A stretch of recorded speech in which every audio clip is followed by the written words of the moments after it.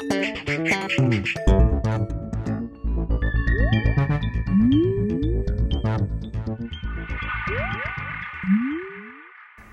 everyone and welcome to The Vortex, where lies and falsehoods are trapped and exposed. I'm Michael Voris, coming to you from Nigeria in Africa. In the past few days, we've traveled in caravans hundreds of kilometers all over southern and central Nigeria. These are the areas of Nigeria that are predominantly Christian, meaning a mix of Catholic and Protestant. And it's time to dispel a common feel-good myth among Western Catholics that the faith is flourishing and growing like weeds in Africa, or at least Nigeria, the most populous nation in Africa.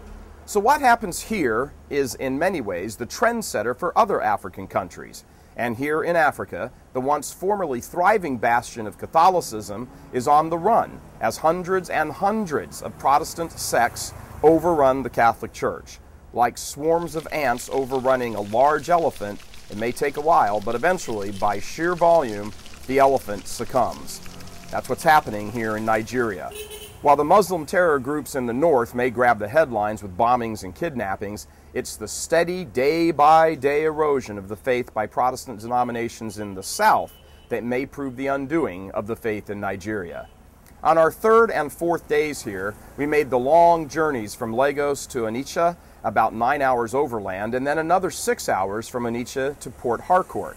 Along the way, we shot some video out the windows of our convoy. As we passed through the countryside, we began noticing something very interesting. Hundreds and hundreds, get that, hundreds of billboards for hundreds of different Protestant communities.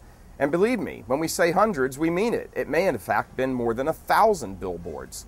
This is just a very tiny sample of what we saw. Right in the center of what has traditionally been the Catholic heartland, it looked more like a swath from the American Bible Belt.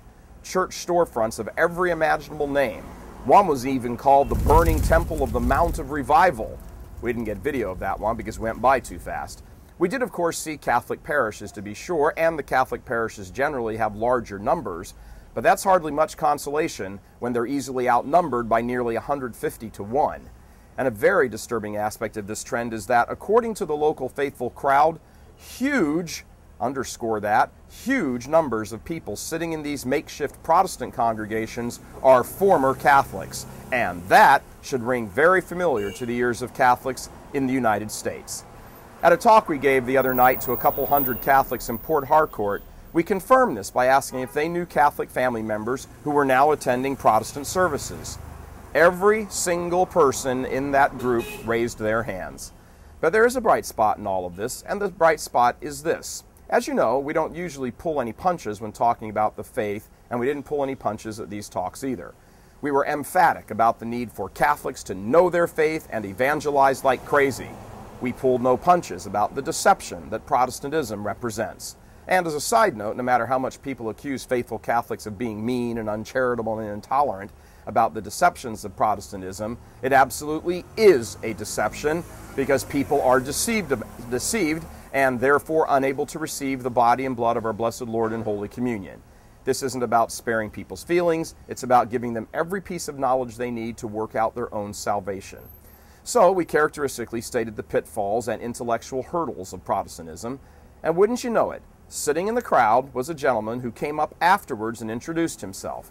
He said he was a Pentecostal pastor, and he'd heard that we'd been in town, that we were going to be in town, and that this would be a topic that he wanted to hear about. So he came, sat down in the crowd, and listened for a couple of hours. He asked for our email and phone number and said he wanted to talk further because, catch this, he had learned a lot, and he knew things now that he didn't know before. His words. Imagine saying the truth in a bold and clear and, above all, charitable way, encouraged a Pentecostal minister to step up in great humility and gentleness, he's a very kind man, and say that he wants to learn more.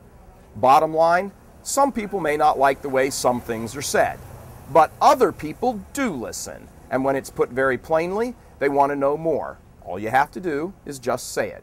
And more to the point, if you're a baptized Catholic and you are commanded to say this as you are, then it's your duty. It's called the first spiritual work of mercy, instructing the ignorant. Go and teach all nations to observe everything I have commanded you. We have our marching orders. Now let's get to it. And please pray for this pastor. He and I will be staying in contact and further discussing the Catholic faith. As a side note, we have plans to be producing a Vortex episode in the next few days from St. Teresa's Catholic Church near Abuja, where Muslim terrorists killed over 40 people with a car bomb on Christmas Day as they were leaving Mass. Please keep us and them in your prayers. God love you. I'm Michael Voris.